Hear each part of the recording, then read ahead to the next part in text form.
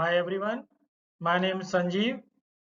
In this video, I'm going to talk about Mule async scope and I will also talk about Mule async scope functionality and I will explain how to use async scope in our Mule application.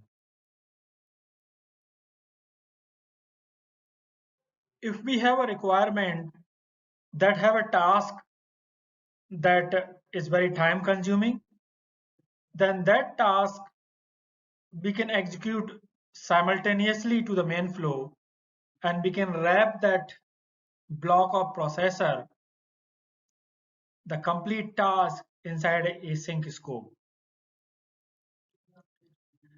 When Mule execute the flow, when it encounters async scope, it sends a message reference to the first processor inside async scope and sends another message reference to the Mule processor that is next to the async scope. So this async scope complete block runs in parallel and rest of the processor inside the main flow, they runs in separate thread in parallel. Because the async block runs in separate thread, it does not send any response back to the main flow. Now I will demo the async scope with example in Anypoint Studio. I will add a new Mule application. So I will say file new Mule project. You can give any name. I will give async scope demo. Click finish. I will drag HTTP listener. I will create a connector configuration. Click plus. I'll keep this default values. Click OK. I will add a path / demo. I will add a logger and I will log flow started. Now I will drag transform message component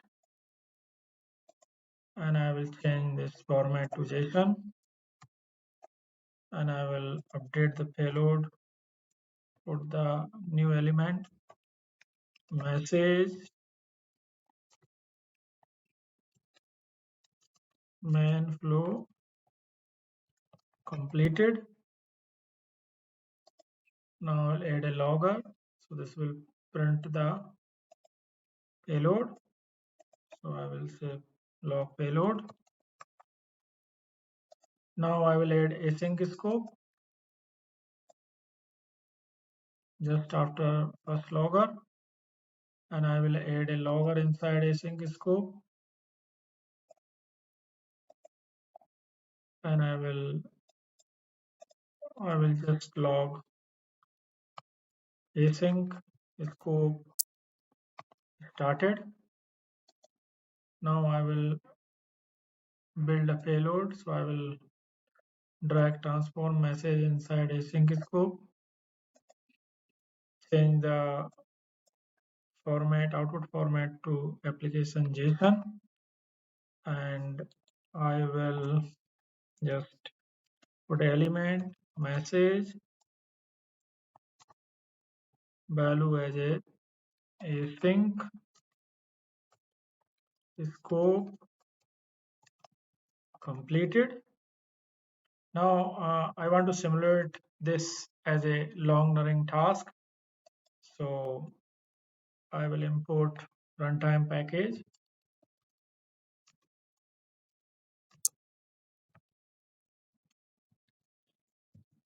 Runtime. I need runtime package to introduce the delay. So I will use a wait function and I will wait for 70 seconds.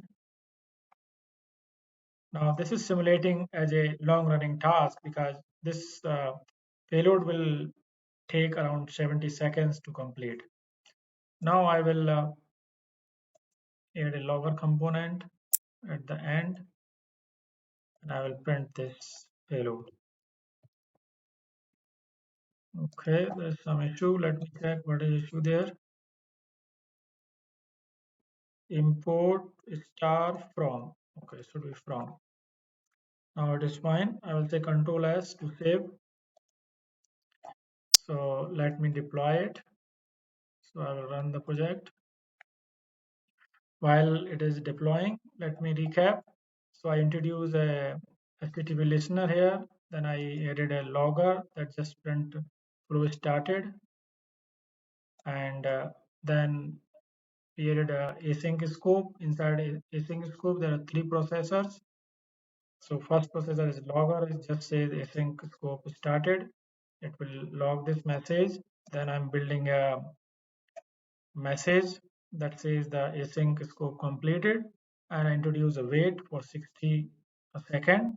So it is simulating as a long running task. Then I'm printing this payload. And outside the async scope, I have one transform message component. It just create the payload and it just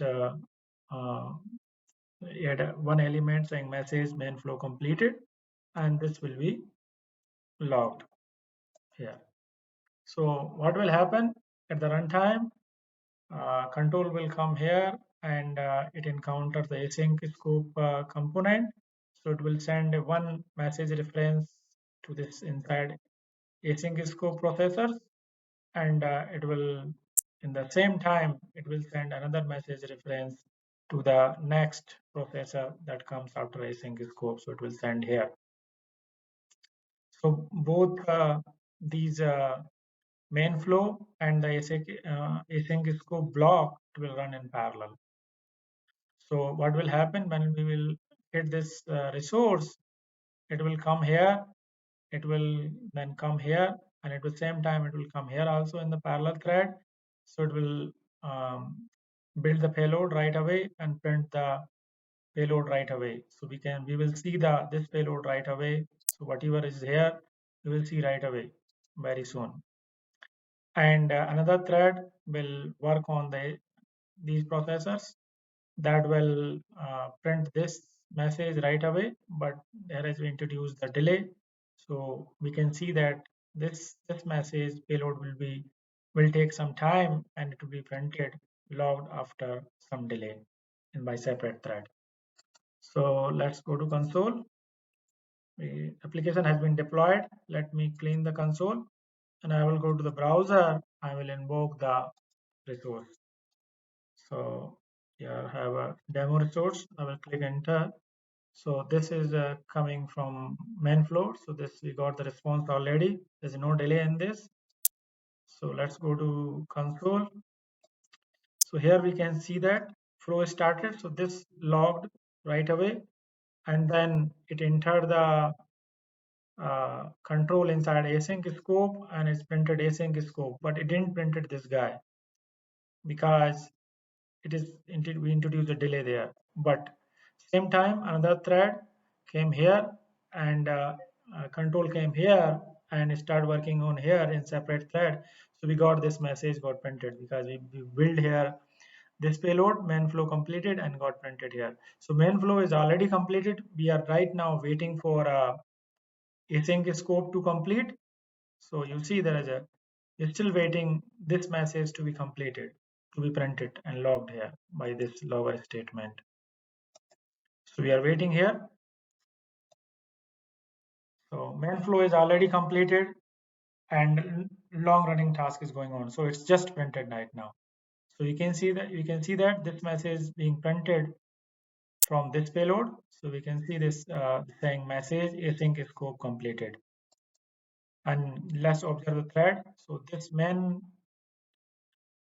flow executed by this thread and this async block executed by this thread. So it's being executed by separate thread simultaneously. That's all I wanted to explain in this video. I hope you like this video. If you like this video, please subscribe it and hit the like button. Thank you very much. Thanks.